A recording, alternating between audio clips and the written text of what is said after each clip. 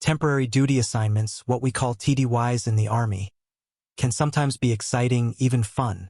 But this particular one, it was anything but. It meant 30 days of backbreaking work with little to no downtime. Every year, the U.S. Army participates in a rapid deployment exercise where select units, along with all their equipment, are flown to Germany. There, they team up with NATO forces for a grueling month-long operation. Hi, I'm James Mitchell. Back then, I was a fairly green captain in the U.S. Army, stationed in the Operations Division at Fort Hood, Texas. That year, the timing of this deployment couldn't have been worse for me. My wife, Emily, was pregnant. Her due date lined up right in the middle of my deployment. Emily and I had been married for almost 6 years when I got the orders. I still remember my commanding officer pulling me aside. "Mitchell," he said, "I'll do everything I can to get you home before the baby arrives." True to his word, as soon as the exercise wrapped up, I was packing my gear and preparing to board a flight home. I called Emily to let her know I was on my way. She sounded relieved but worried. "They might admit me to the hospital in the next couple of days," she told me. "Perfect timing," I said, trying to sound upbeat. "I'm almost home." That evening, I was on the way to the airport when it happened. A deer suddenly bolted across the road. My driver swerved to avoid it, and the next thing I remember is waking up in a military hospital in Frankfurt. Pain radiated through my body. My right arm and leg were in casts, 3 ribs felt like they were on fire, and breathing hurt. My right lung had collapsed. Groggily, I asked the nurse, "How long have I been here?" "5 days," she replied. My heart sank. My first thought was Emily. "Is my wife here?" "No, sir," she answered. I grabbed the phone as soon as I could. Emily picked up, and the worry in her voice was immediate. "James, are you okay?" I tried to calm her. "Don't worry about me. How are you? How's the baby?" There was a pause. Then her voice broke. "We lost the baby, James. I'm so sorry." I felt helpless. "Are you okay?" I asked, desperate to focus on her instead of my own pain. "Physically, yes," she said through tears. "But emotionally, I'm not okay." 2 weeks later, I was flown home on a medical aircraft. Emily was there to meet me, and together we went straight to the Fort Hood Hospital. She was still carrying the weight of our loss, and truthfully, so was I. But being together, grieving together, helped. I spent another 2 weeks in the hospital before being placed on limited duty. Life slowly moved forward. 2 years later, I received orders to Heidelberg, Germany. Emily and I spent 3 years there, traveling across Europe. Those years were a welcome escape, and during that time I was promoted to major. When we eventually transferred back to the States, this time to Fort Lewis, Washington, we were assigned to field grade officer quarters. The place was a huge step up, complete with garages instead of the usual carports. As we unpacked the belongings we'd brought from Germany, along with boxes we'd had in storage, I was slicing open cardboard boxes with a cutter when I noticed something strange. About halfway through one box, I found a small wooden box I didn't recognize. Curious, I set it on top of a stack and opened it. And in that moment, my entire life changed. Forever. That's how long it felt like my life had changed the moment I opened that wooden box. Inside, there was a small stack of envelopes tied neatly with a pink ribbon. My hands were shaking as I untied it and opened the first envelope. It was a birth certificate. The details stared back at me like a slap to the face. A baby girl, 7 pounds, 6 ounces, and 19 inches long, born alive. The date on the certificate matched the one Emily had given me when she said our baby was stillborn. Her name was Hope. The mother's name was listed as Emily Jane Mitchell, née Thompson. But under the father's name, it simply read unknown. I could barely process what I was seeing. My breathing quickened as I reached for the next envelope, which wasn't even sealed. Inside was a stack of documents. Adoption papers. I read them once, then again. The paperwork was clear. A child named Hope, born to Emily Mitchell, had been given up for adoption. The document also stated that since the father's identity was unknown, his consent wasn't required for the process. My mind was spinning. Unknown? How could my name not be there? How many men had she been with back then? Did she even know? I sat there holding the papers, my stomach in knots. as a crushing wave of anger, confusion, and betrayal hit me all at once. Needing to clear my head, I grabbed my car keys and drove to the golf course. There was a bar and diner attached to the 19th hole, a spot I hadn't been to in years. I ordered my old favorite, 2 eggs over medium with corned beef hash. Emily had pushed me to change my eating habits long ago, but at that moment I didn't care. I managed to eat most of it, though my appetite was long gone. I sat on the deck afterward, watching golfers finish their rounds, lost in thought. By the time I got home, it was midday. Emily was hard at work unpacking boxes and setting up the house, completely unaware of the bombshell I just uncovered. I avoided her, heading straight to my unit's office, but the place was dead quiet except for the duty officer. I tried to focus on work, but my thoughts kept circling back to those papers and the lies they revealed. I didn't make it home until after midnight. When I walked in, Emily was in bed, propped up against the pillows, reading. Without a word, I undressed, took a shower, and dried off. As I pulled on some clothes, I made my decision. "I'll sleep downstairs," I announced, walking out and closing the door behind me. I turned on the TV, trying to drown out the chaos in my head, but it wasn't long before Emily came storming into the living room. Without saying a word, she grabbed the remote, turned off the TV, and stood there, staring me down. "Cut the crap, James," she said, her voice steady but sharp. "Tell me what's wrong. Either let me help you, or tell me to leave. Which is it?" I leaned back on the couch, arms crossed. "I don't want to fight with you, Emily," I said, keeping my voice as calm as I could. She wasn't having it. "I haven't done anything wrong, so I won't put up with your attitude," she shot back. "If you're mad, fine. But don't treat me like a stranger in my own house," I sighed, grabbing the remote from her hand and turning the TV back on. "Have a safe trip," I said flatly. Less than an hour later, she packed a bag and left. Monday morning, I couldn't hold it in any longer.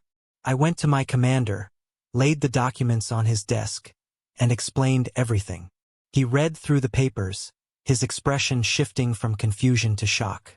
"What do you plan to do?" he finally asked. I let out a heavy breath. "I don't know." She didn't say where she was going when she left, and she didn't take everything with her, especially not the box. He nodded slowly, waiting for me to continue. "I've been thinking," I said.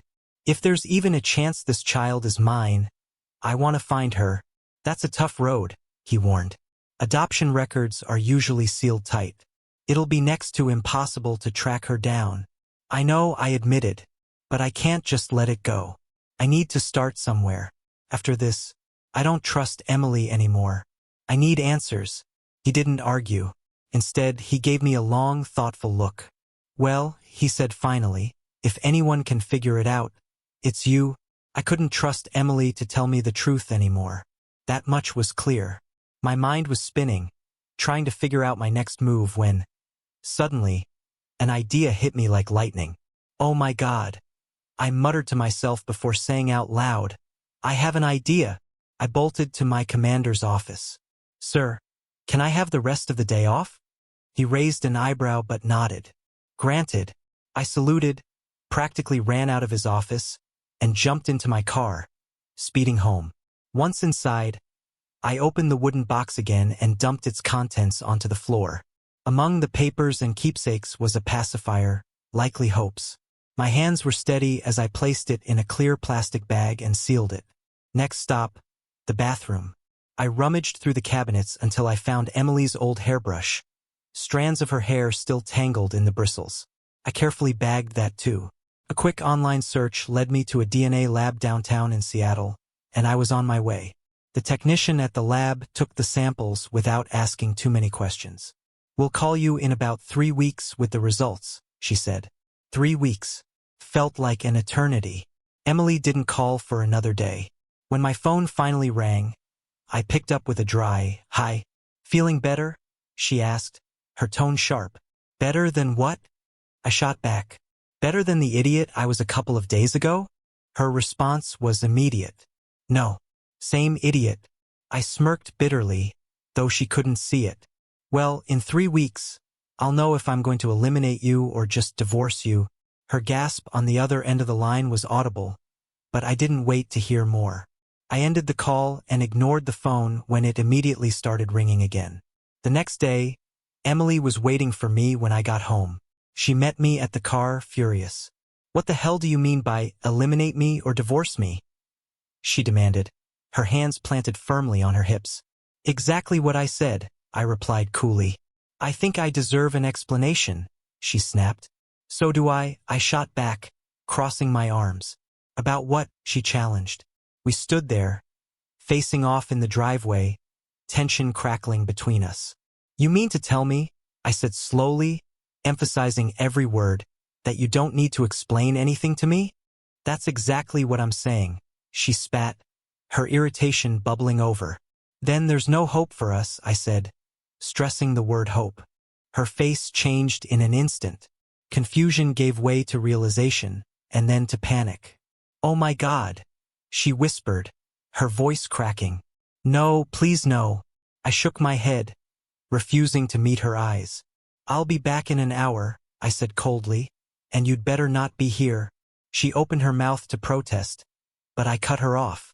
"I leave for work at 6:30 in the morning. I'll be back by 5. By then, all your stuff needs to be out of this house." I drove away, ignoring the tightness in my chest, and returned exactly an hour later. Emily was gone. She'd taken the box, along with some of her other belongings. When I got home that evening, the house was nearly empty. Most of the furniture was gone too. She'd left me my favorite chair and the old guest bedroom set, but that was it. The next morning, I made a round of calls. First, my office, I'd be late. Then, post housing to arrange for temporary government furniture. After that, the credit union, our stockbroker, the insurance company, and every other institution that might be relevant to the mess my life had become. Divorce was a mundane, tedious business, and I intended to get ahead of it. Finally, I made an appointment with the Judge Advocate General JAG office. I knew they couldn't represent me in civilian court, but they could at least point me in the right direction. The lawyer confirmed what I suspected. Emily would get half of everything.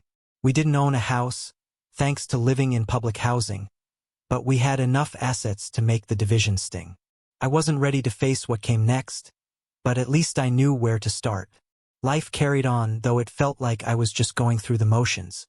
I kept busy working, doing chores, mowing the lawn, and cleaning out my car. On the surface, everything seemed normal, but the weight of it all was always there, lingering.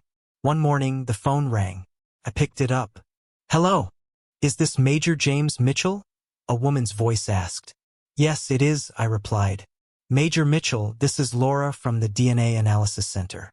A few weeks ago, you submitted some samples for testing." "Yes, I did," I confirmed, my pulse quickening. "Well, the results are in, and you're welcome to come in to view them. Can't you just tell me now?"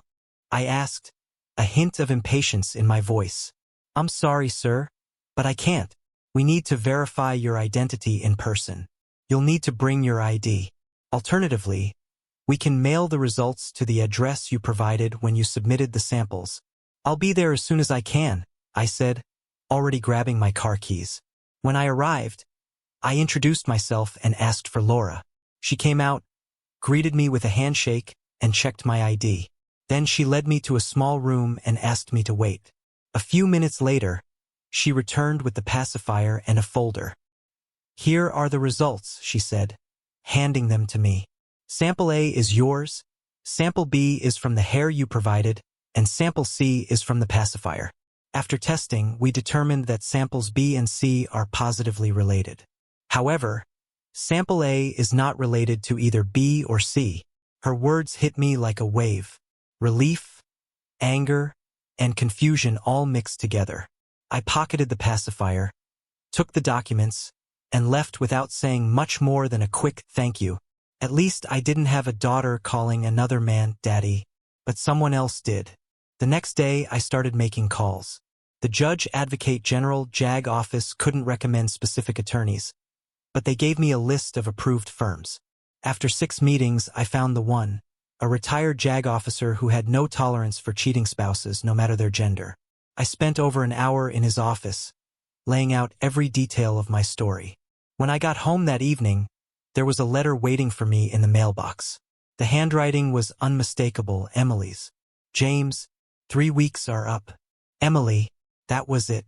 Short and to the point. The return address was her parents' house in Mechanicsburg, Pennsylvania. I called her immediately. She picked up on the first ring. "Hi, James," she said, sounding almost casual. "I'm not discussing this over the phone," I told her, keeping my tone firm. "And I'm not flying to Pennsylvania, so if you want to talk, you'll have to come here." "If you mean Seattle, I'm already here," she replied, catching me off guard. "I sent that letter when I was still there last week." "Fine. Be at the house at 6:30, I said and hung up. This wasn't going to be a friendly reunion. I made no special arrangements, no drinks, no snacks, no pretense of hospitality. This was strictly business. I placed the DNA results, copies of the birth certificate, and the adoption papers on the government-issued coffee table and waited. At exactly 6:20, Emily pulled into the driveway. True to form, she stayed in her car until the clock hit 6:30, then rang the doorbell. I took my time answering. When I finally opened the door, I stepped aside and motioned for her to come in. "Sit there," I said, pointing to a spot on the couch. I sat across from her, ready for whatever came next. Emily sat stiffly in the uncomfortable straight-back chair across from me, her posture as tense as the air between us. I leaned back on the couch, watching her carefully as I reached into my pocket and pulled out the pacifier. I held it out to her silently.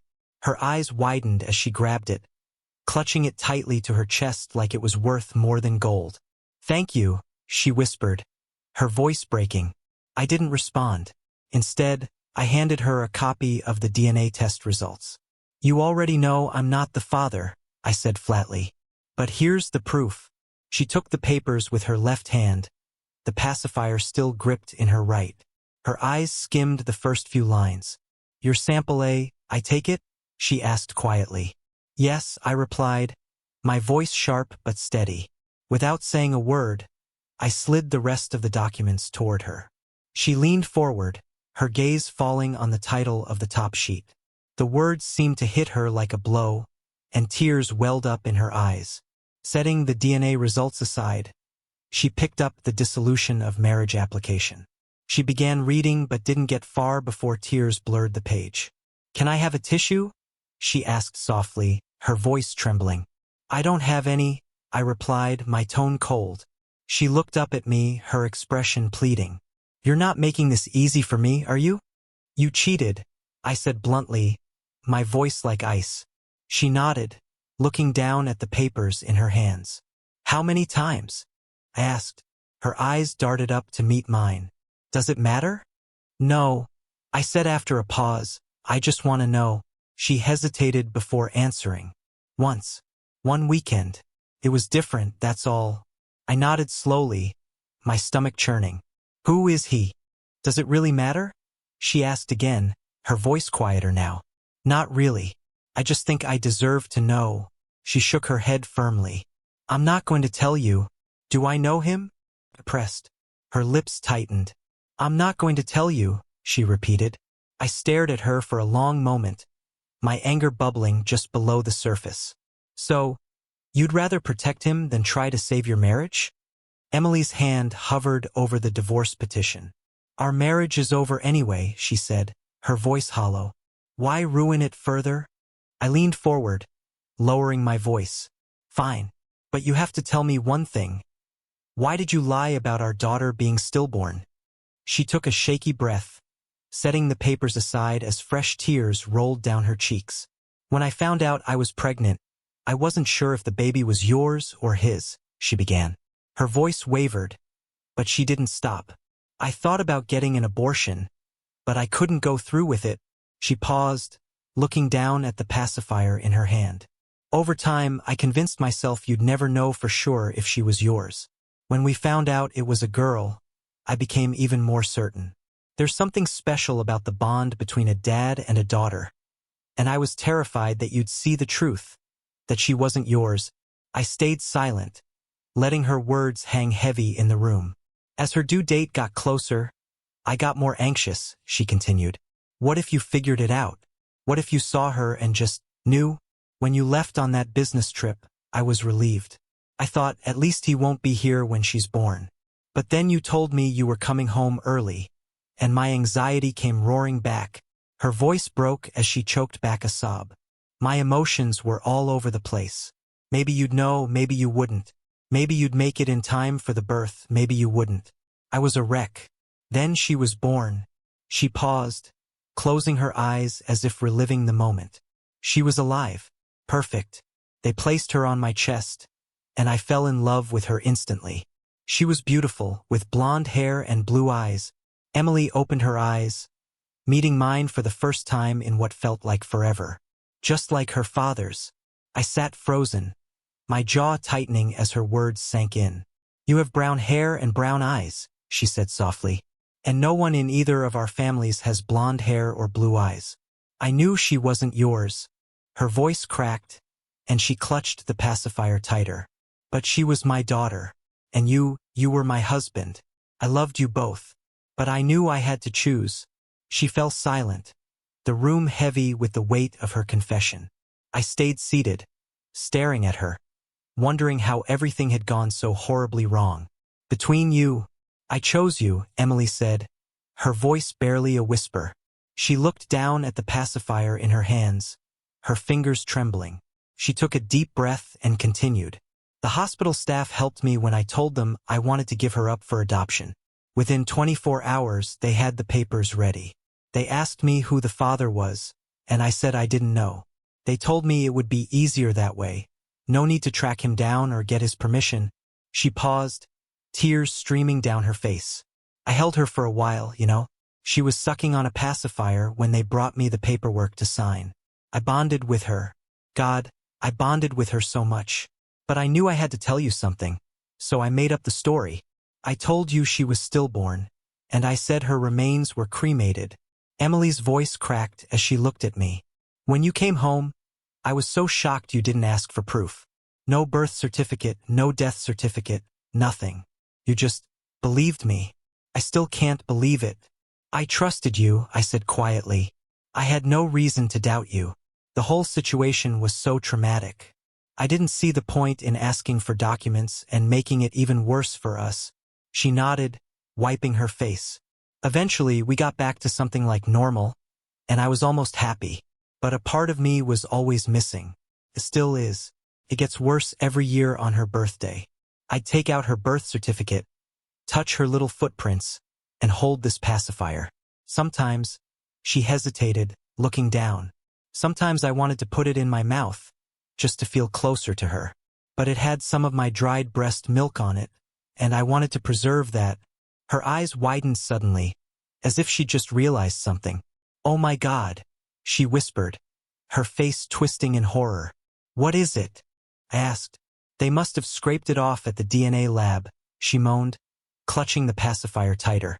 Oh my God, it's gone. Her milk is gone. She turned to me, her face a mask of anguish. You idiot. You took her milk. She collapsed to her knees, her body shaking as she sobbed uncontrollably. I stood there, frozen, unsure of what to do. Finally, I bent down, lifted her up, and carried her to the couch. I laid her down gently and covered her with a blanket. I couldn't let her leave in that condition, not like this. I went to my bedroom, but I didn't sleep. I lay there staring at the ceiling, my mind racing. Around midnight, I heard the toilet flush. Curious, I got up and went downstairs. Emily was sitting on the couch, staring at nothing. Would you like some coffee? I asked. Yes, please, she said softly. She sat at the counter while I brewed a fresh pot. I handed her a cup, and she took a sip, cradling it in her hands. I guess I got a little cold feet, huh? She said, breaking the silence. Sort of, I replied. We sat there in silence, the clock ticking loudly in the background.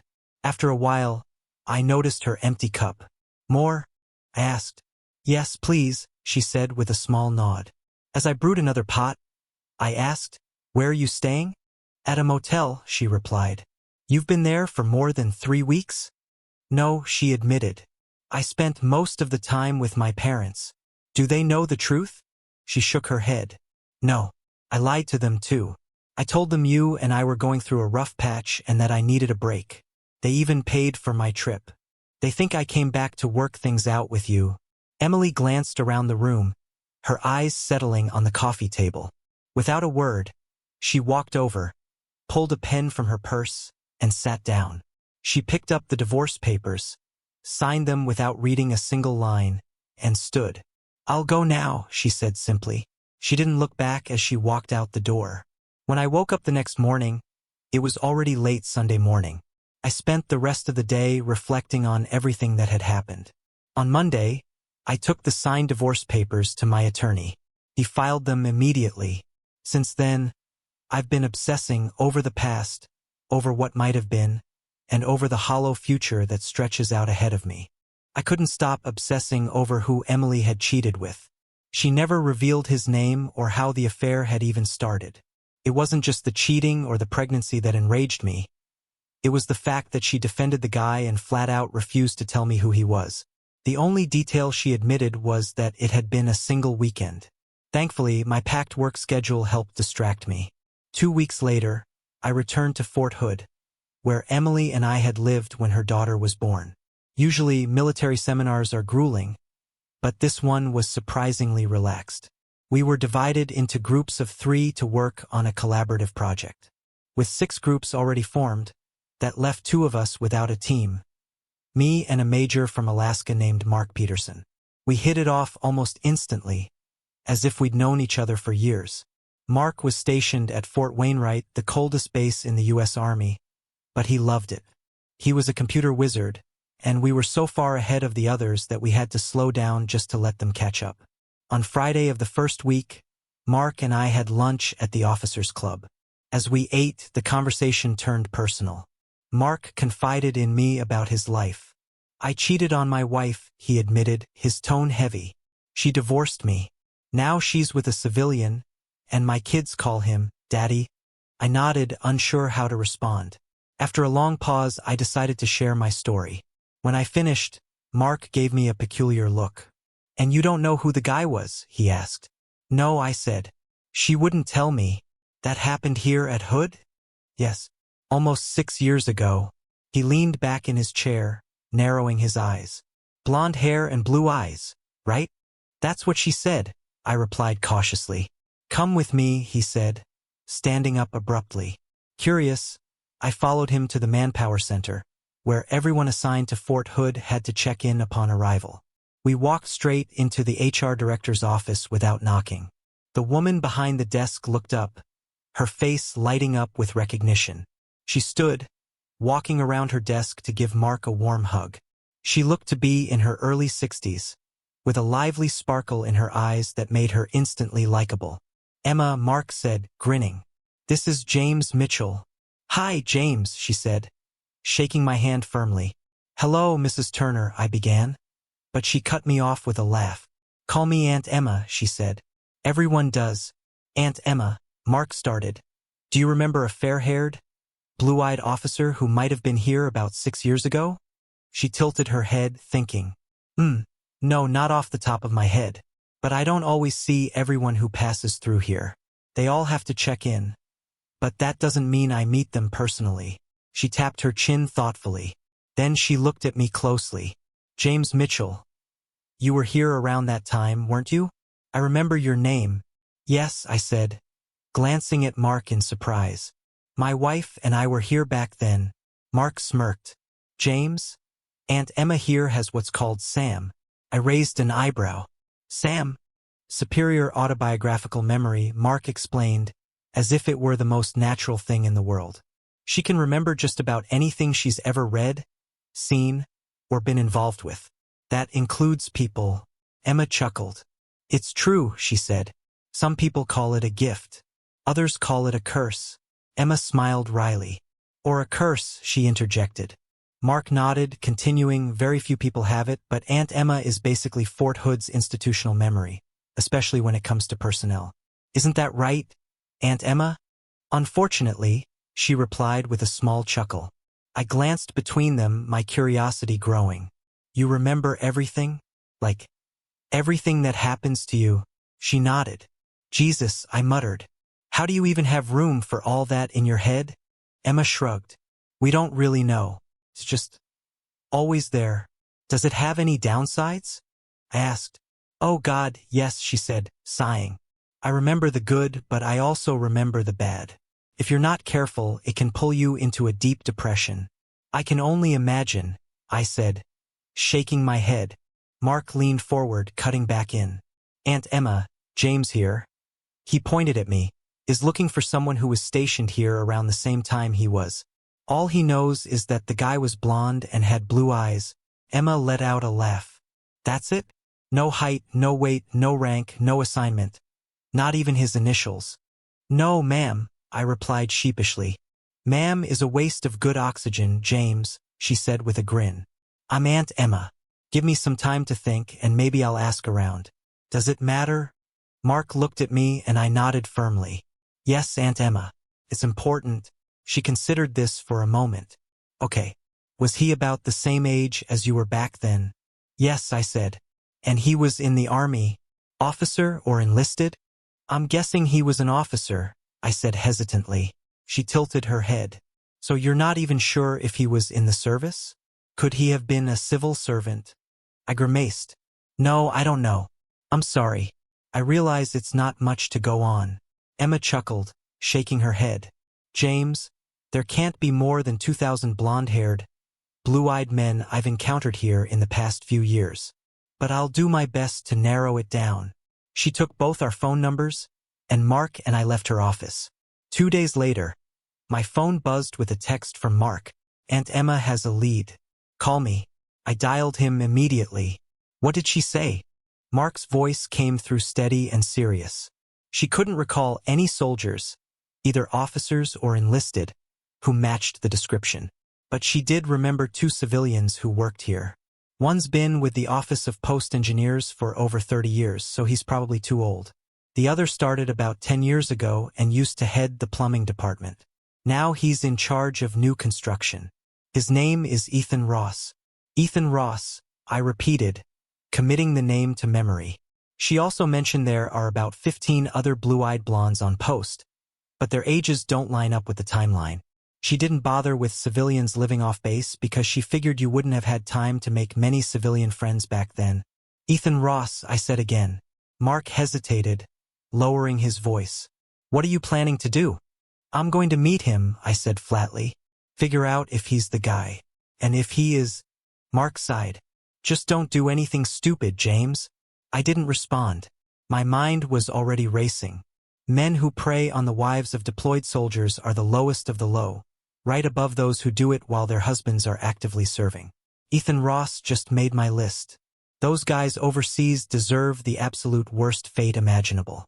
The next morning, I found myself sitting in my rental car on a quiet street just around the corner from Ross' house.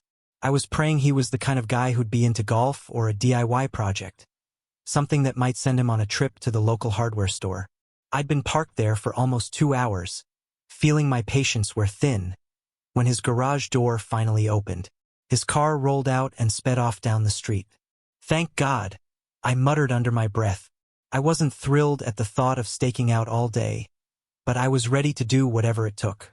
I tailed him all the way to Home Depot, doing my best to keep a safe distance. Once we parked, I followed him inside, blending into the aisles like I belonged there.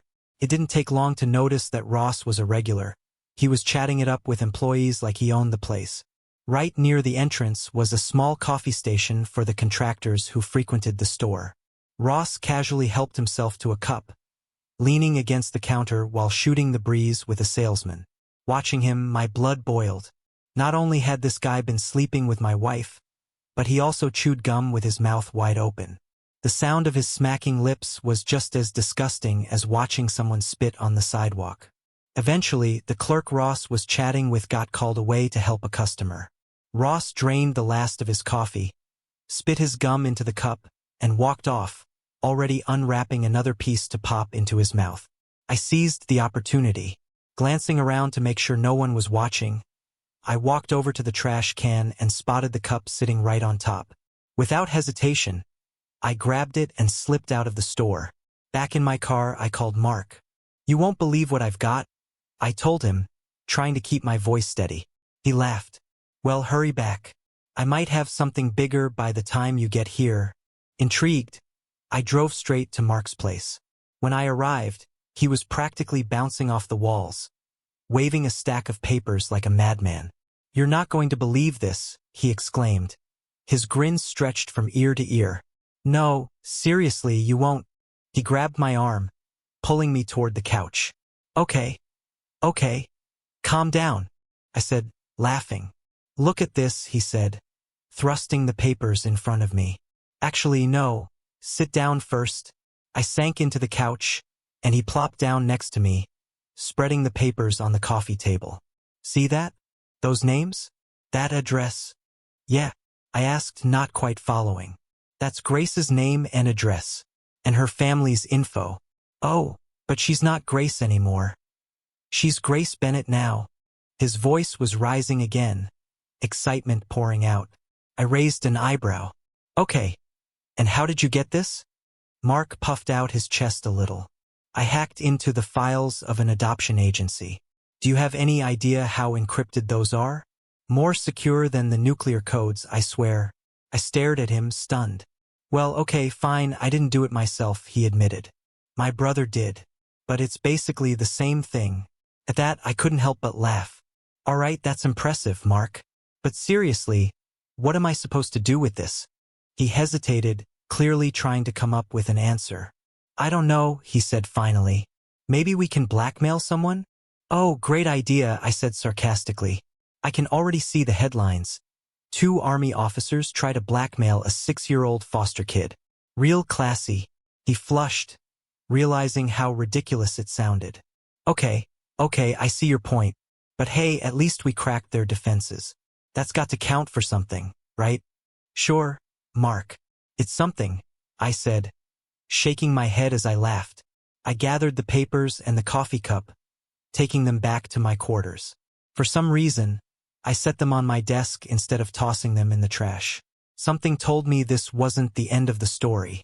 I looked up the address where Hope was living and decided to check it out early Sunday morning. The drive to Corsicana was almost 200 miles, but I didn't mind. I needed answers. When I finally arrived, the house was exactly what you'd expect. A standard suburban home with a neatly trimmed lawn. I parked a little down the street and stayed put for about an hour, watching the world go by. It was classic American suburbia. Lawnmowers humming, kids' voices echoing as they played, and neighbors chatting over fences. Nothing unusual happened at Hope's house until almost noon. That's when a car pulled into the driveway. I leaned forward in my seat, my pulse quickening. There were 3 people inside. A man behind the wheel, a woman in the passenger seat, and a little girl sitting in the back. The woman got out first, closing her door with a soft thud before opening the rear door. I grabbed my phone, ready to take some pictures. She lifted the child from the car, placed her gently on the ground, and knelt down to straighten the girl's dress. That was my chance. I snapped a few quick photos. Just as I was lowering my phone, I heard a noise nearby. Startled, I glanced to my right and saw a woman and a child walking past my car. My heart raced as the child suddenly squealed with delight and bolted toward another little girl, who I now realized was Hope. They were so close I could hardly believe it. My hands moved automatically, snapping a couple more pictures. I didn't waste any time after that. I started my car and drove away before the women could notice the strange guy sitting in a parked car on their quiet street. A few blocks away, I pulled over to check the photos. 4 of them came out perfectly. I could see every detail, even Hope's striking blue eyes. That was enough for the day. I headed back to Fort Hood. The following week flew by. Mark and I breezed through the final stretch of our course, graduating on Friday without breaking a sweat. To celebrate, we grabbed dinner and a few drinks on Saturday night. By Sunday morning, we were at the airport, saying our goodbyes. Mark was off to Alaska, and I was heading back to Seattle. Once I was home, I didn't waste any time. On Monday, I took Emily's and Hope's DNA results, along with the coffee cup Ross had so generously left behind, straight to the DNA testing center.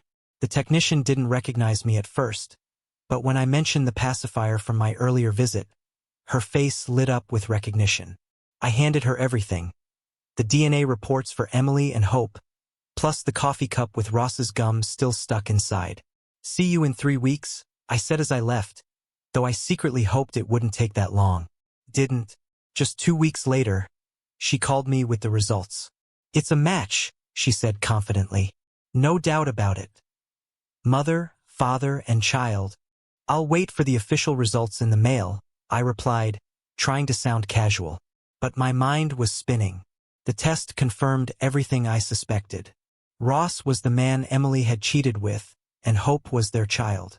I finally had all the pieces of the puzzle, but now I faced a bigger question. What was I supposed to do with this information? I thought about it for a long time. Then I made a decision. I went to Walmart and picked up some supplies. Paper, envelopes, and stamps. Back at home, I carefully made copies of 2 photos of Hope, along with the DNA results. I was meticulous, cutting off any details that could reveal where the reports had come from. From the moment I opened the packaging, I wore gloves. I didn't touch a single piece of paper with bare hands. I even used water instead of saliva to seal the envelopes and opted for self-adhesive stamps, just to be extra cautious. I addressed one envelope to Mrs. Ethan Ross at their home address. Another went to Emily, though I sent it to her parents' house since I had no clue where she was living. I slid everything into the envelopes. The photos, the DNA reports, and a carefully worded note. Then I dropped them in a mailbox, feeling a strange mix of satisfaction and unease. As I walked away, I couldn't help but wonder what kind of chaos those letters were about to unleash. I drove down to Seattle's main post office and dropped the letter into the mailbox. As it slipped through the slot, I felt a mix of anticipation and dread. What would happen next?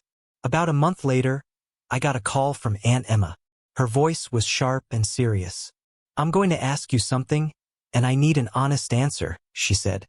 "I'll do my best," I replied cautiously. "Not good enough," she snapped.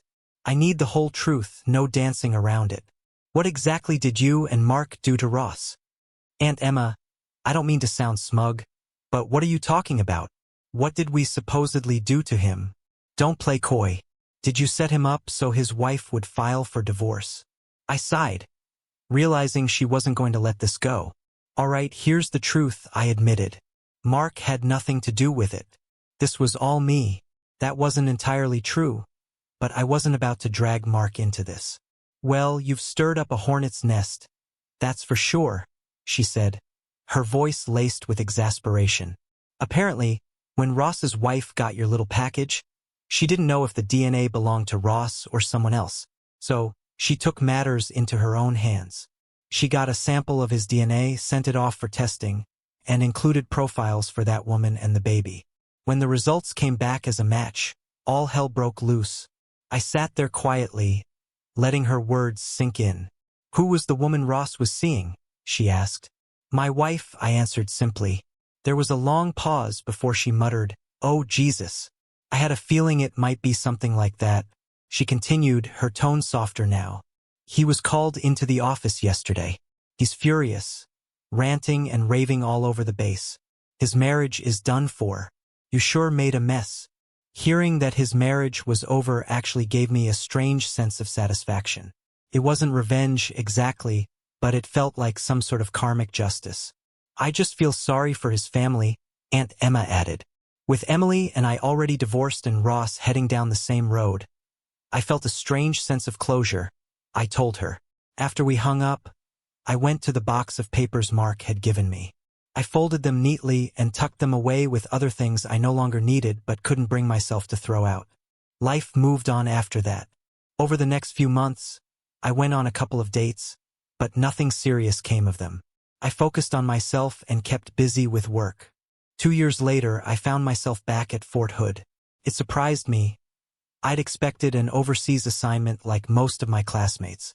Instead, here I was back on familiar ground. Not long after I arrived, I found myself sitting in Aunt Emma's office. She raised an eyebrow when she saw me. "How did you end up back here?" she asked, a smirk playing on her lips. "Your guess is as good as mine," I replied. Just then, a familiar voice chimed in from the doorway. "Yes, I can explain that," said newly promoted Lieutenant Colonel Mark Peterson. He walked in, shut the door behind him, and extended a hand. We shook firmly, grinning like old friends. I needed an assistant, Mark explained, and a major fresh out of CGS fit the bill perfectly. So, I requested you. Mark and I had kept in touch here and there over the years, but I hadn't seen him in person since the seminar. Felt good to catch up. Once I got settled, I took a 2-week vacation to get my personal life in order. The first thing on my list was finding a house. Back when Emily and I were married, we'd been saving up for a home. I assumed she'd get half of everything in the divorce, but since she never bothered to show up in court, I walked away with it all. During my search, I met the branch manager, Henry Bennett, who introduced himself with a friendly smile. We just moved into a new neighborhood about 6 months ago, he said. The homes are beautiful and affordable. Great value for the money.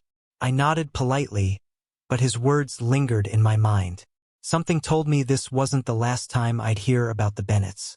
Henry Bennett handed me a business card for the real estate agent he'd used. She's fantastic, he said. I gave her a call, and within 3 days, I found the perfect house. It was a little more than I'd initially planned to spend, but I was able to cover more than half the down payment. The bank didn't hesitate to finance the rest. Once the paperwork was squared away, I started my new position working with Mark and moved into the house. The first things I bought were essentials. A bed, a chair, a big TV, and a lawnmower. Priorities, right? That first night in my new home was a little surreal. The house was dark and empty, with no curtains or drapes to speak of. The large front window was completely bare. I didn't even have enough sheets to improvise a cover. I had just cracked open a cold beer and was holding a slice of pepperoni pizza when the doorbell rang. For a split second, I hesitated. I wasn't expecting anyone. Setting my pizza down, I walked to the door and opened it. Standing there was a woman, smiling warmly. "Hi, neighbor," she said brightly. "I'm Chloe Bennett, but everyone just calls me Chloe. We live nearby. I wanted to introduce myself and let you know that if you need anything, don't hesitate to ask." Her friendliness caught me off guard. I managed a polite smile. "James Sadler," I said, shaking her hand. "No wife, just me. Divorced." Her smile faltered slightly at the word, divorced, but she quickly recovered. "Well, welcome to the neighborhood," she said cheerfully. "I hope you'll like it here." "Thanks," I replied, feeling the need to add, "Don't worry. I'm not the wild party type." That made her laugh. We chatted for a few minutes before she waved goodbye and headed off. The first week in my new house flew by. On Saturday morning, the doorbell rang again. This time, 3 women stood on my porch, arms full of food and home decor ideas. One of them, Chloe, smiled and waved. "We've noticed your house is, well, a little sparse," she said playfully. "No offense, but pizza, beer, and a chair aren't exactly homey." Before I could protest, they were inside, taking stock of my living room. Within a couple of hours, my house was transformed. They brought over a gently used leather couch, a dining table with chairs, and a small coffee table. The place finally felt lived in. As they were getting ready to leave, 3 kids burst into the house, chasing each other in a blur of energy. One of the women, Ruth, grabbed 2 of them while Chloe caught the third, a blonde-haired, blue-eyed little girl. "Calm down, Grace," Chloe said gently, kneeling to smooth the girl's hair. The girl looked up at me with her piercing blue eyes, full of curiosity. "This is our new neighbor, Major Sadler," Chloe said, introducing me. "Hello, Major Sadler," Grace said confidently. I smiled and leaned down to her level. "Hi, Grace. How old are you?" "I'll be 7 soon," she said, beaming with pride. As the group left, I couldn't shake the image of Grace's bright eyes and blonde hair from my mind. Something about her felt familiar, though I couldn't quite place it. Later that night, curiosity got the better of me. I went to my den, dug out the right box, and opened a folder inside. There were the photos I'd taken years ago, snapshots of hope. I stared at the pictures, comparing them to the little girl I'd met that day. It was undeniable. Grace was the same child. My hands trembled as I looked closer at the adoption papers I'd skimmed over back then. I'd never paid attention to the adoptive parents' names before, but now they jumped out at me. Henry and Chloe Bennett. Grace was Hope.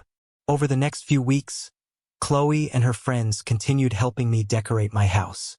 Once everything was in place, they insisted on throwing a neighborhood open house to show off the finished product. At the party, Chloe introduced me to her sister-in-law, Olivia Mason. Olivia was recently divorced, and we hit it off right away. It had been a long time since I'd enjoyed female company like that. She was the last guest to leave that night, and as I watched her walk away, I knew I couldn't wait to call her. The next day, I did just that. We met for lunch, and by dinner, we were sharing a meal together again. Something about her made me feel like life was finally starting to fall into place. Henry, Chloe, and Grace were frequent faces in my life, though Grace usually made only brief appearances. She was always eager to run off and play with her friends. Over the next few months, Olivia and I spent as much time together as possible. The first night we spent together felt perfect. We were sitting at the kitchen island, sharing stories and laughing over a late-night snack, when the doorbell rang. I quickly threw on my robe and went to answer it. It was Chloe. "Good evening, James," she said, stepping inside without hesitation. We were wondering if... She stopped mid-sentence as her eyes landed on Olivia. Her tone shifted, teasing. Well, what do we have here?" she asked, walking over to her sister. Olivia was perched on a stool, casually eating a ham and cheese sandwich. Chloe moved closer, a knowing smile spreading across her face. Olivia set her sandwich down, clearly amused. Chloe's eyes darted to Olivia's robe, which was slightly open. With mock propriety, Chloe reached up and pulled it closed. Olivia just laughed. "Too late for modesty, sis. He's already seen everything."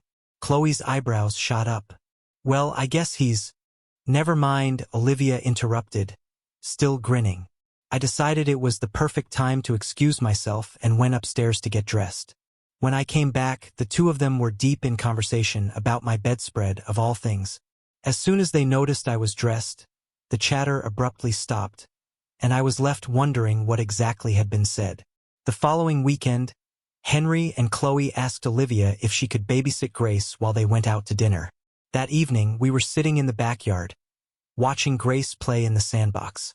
She was laughing and chatting with herself, lost in her own little world. Without looking at Olivia, I said softly, "She's a beautiful child, isn't she?" "She really is," Olivia replied, her voice warm. "Did you know she was adopted?" I asked, testing the waters. Her head tilted slightly in surprise. "Really?" "Yeah," I said, keeping my tone casual. "Henry and Chloe have had her since birth." According to the adoption agency, Grace's birth mother was married but had an affair. She got pregnant and didn't even remember who the father was. Her husband was in the military, and she didn't want him finding out about the affair, so she gave the baby up for adoption. Henry and Chloe were there to take her home right after she was born. "That's a lot," Olivia said thoughtfully. "So, Grace was the name her birth mother gave her?" "No," I said, shaking my head. "Her birth name was Hope. It's on her original birth certificate. Henry and Chloe decided to change it. They thought Grace suited her better." "What happened to the birth mother and her husband?" Olivia asked after a moment. "No idea. The agency keeps those files sealed pretty tightly. The birth mother doesn't get access to information about the adoptive family, and the adoptive parents aren't told much about the birth mother, either." As if on cue, Grace ran over, looking tired but content. She climbed into Olivia's lap, leaned her head against Olivia's shoulder, and fell asleep almost instantly. Olivia smiled, brushing the hair from Grace's face. A few minutes later, she looked over at me. "Could you carry her to bed?" It was the first time I'd ever touched Grace, and it was strange, like holding something fragile yet familiar. I felt a pang of discomfort, but also something deeper that I couldn't quite name. I was relieved when I finally laid her down in her bed, pulling the blanket over her and tiptoeing out of the room. 7 months later, Olivia moved in with me. A year after that, we were married. Our first year together as husband and wife was blissful, until the army came knocking. I received orders for a 3-year assignment in Germany. Olivia took the news with grace, pun intended, and we made the best of it. During those 3 years, we returned to the States twice. The first time was for a heartbreaking reason. Her father and Henry's father had passed away within months of each other. The second trip was for a family reunion. At the funeral, we saw Grace.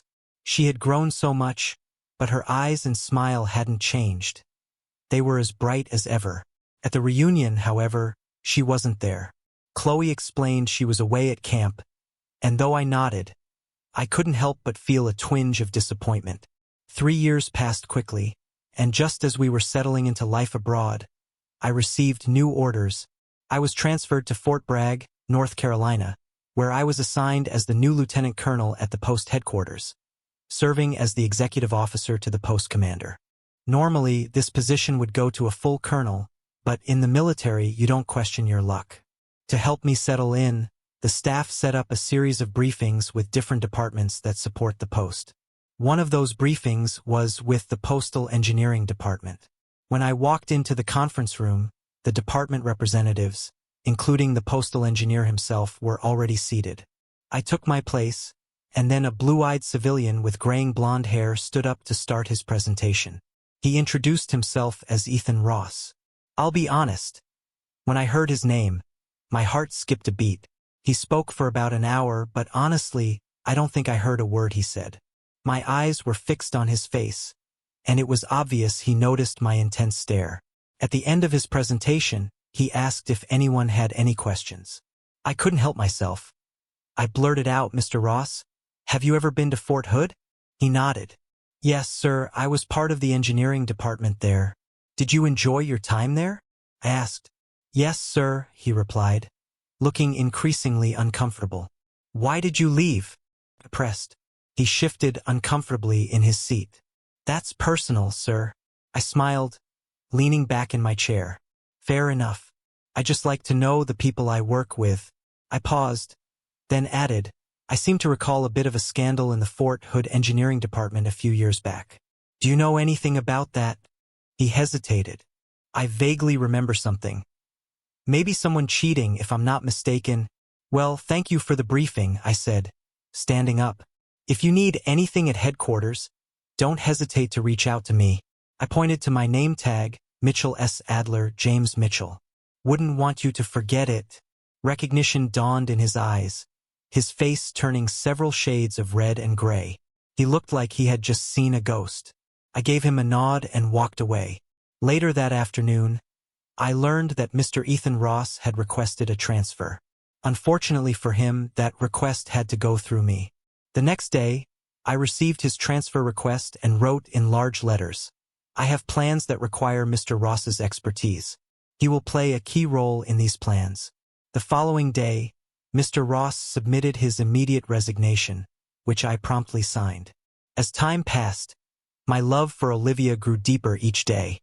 I watched her become more vibrant and beautiful with every passing morning, while I saw an aging man in the mirror and wondered what she saw in me. Whatever it was, I was grateful for it. We treasured every moment together. Years flew by. We were stationed in Alaska and decided to visit Chloe and Henry. During our first evening with them, they shared a decision they'd made with Grace, who was almost... Grace had always known she was adopted, but now, at 18, she wanted to find her biological parents. Henry and Chloe were fully supportive of her decision, but the adoption agency wasn't much help. They cited legal compliance as the reason they couldn't assist. The couple vented about outdated laws and the need for reform, especially when it came to adopted children knowing their birth parents' health history. So, they decided to take matters into their own hands using a DNA and ancestry website. They sent off Grace's DNA and waited anxiously for the results, hoping that Grace's biological mother might even be able to attend her high school graduation, which was just a couple of weeks away. That night, Olivia and I were already in bed when she turned to me and asked, "What are you going to do about Grace?" I played dumb. "About what? Come on, James. Married couples shouldn't have secrets. I found your little file 6 months after we got married. Grace doesn't need DNA testing if you just tell them what you know." I froze. "Oh crap," I muttered. "Yeah, oh crap. Why have you been silent all these years?" I'm not sure, I said, sighing. I guess I knew how sensitive you'd be about it, and Henry and Chloe didn't need to know. So I kept quiet. But now it's important and you have to address it. Any ideas on how to handle this? Just tell them the truth, I said, trying to keep it simple. Olivia raised an eyebrow. How do you think they'll react? Henry's my brother, so he'll probably take it in stride. Chloe is the unknown. Okay. Tomorrow, we'll get Grace out of the house and tell them. She leaned over and kissed me gently. Do I ever bore you? She asked. What a silly question, I said, laughing. Of course you don't. Why would you even ask? Because you haven't touched me all day, she said, a mischievous glint in her eyes. I grinned and reached for the buttons on her pajamas. I can fix that right now. The next morning, Grace was picked up by her best friend for a trip to the mall. I gathered the four of us around the table, took a deep breath, and began. Olivia and I packed our things before we came downstairs. We're ready if you want to kick us out. They exchanged glances and Olivia just shrugged. Grace doesn't need DNA testing to find her biological parents. I continued. I know who they are. Their expressions told me I needed to explain, so I told them everything. When I finished, I took another deep breath and looked around the table. Henry was just staring at me, while Chloe had tears in her eyes. After a long moment, Chloe stood up, walked over to me, took my hands and pulled me into a hug. Oh, poor guy, she said softly. Living with that all these years and not being able to talk about it. No one deserves that. She hugged me again. After a beat, Chloe turned to Henry. What do you think? Henry looked at me with a wry smile. I'm trying to calculate the odds of how we all ended up together. I don't think there's a big enough number. Chloe turned back to me. So, what do we do now? Olivia sat back in her chair, thinking for a moment. I think James should reach out to his ex-wife and invite her to Grace's graduation. She wants to be there after all. Why me? I protested, raising an eyebrow. Because you started this, Olivia replied, giving me a sly grin. Henry chuckled. But who's going to contact Ross? Not me, I said, recalling the last time I saw him. I'd rather not.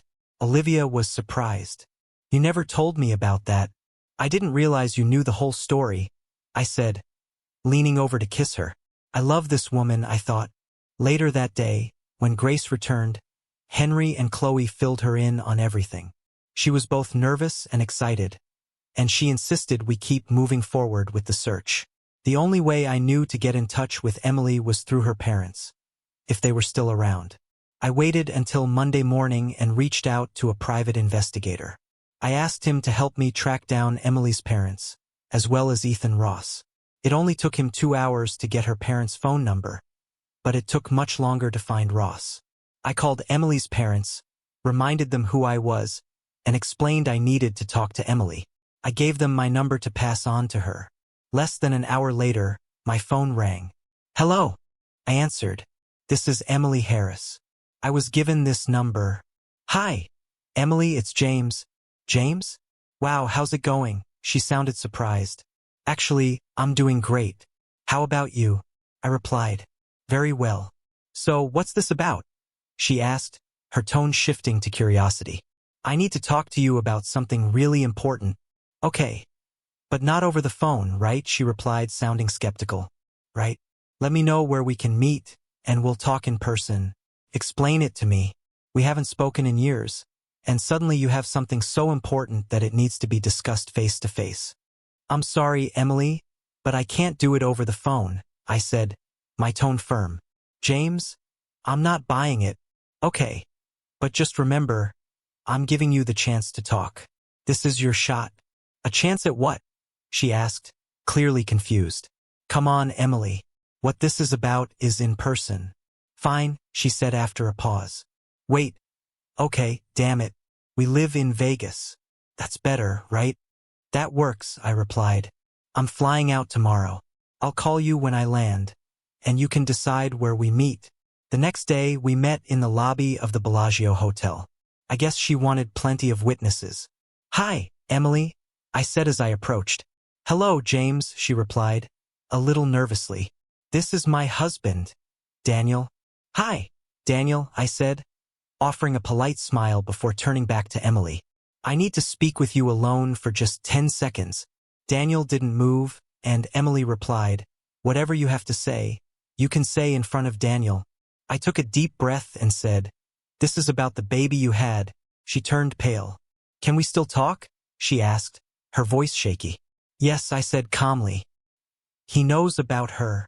After a moment, she seemed to settle a little, and we found a quieter corner to sit down.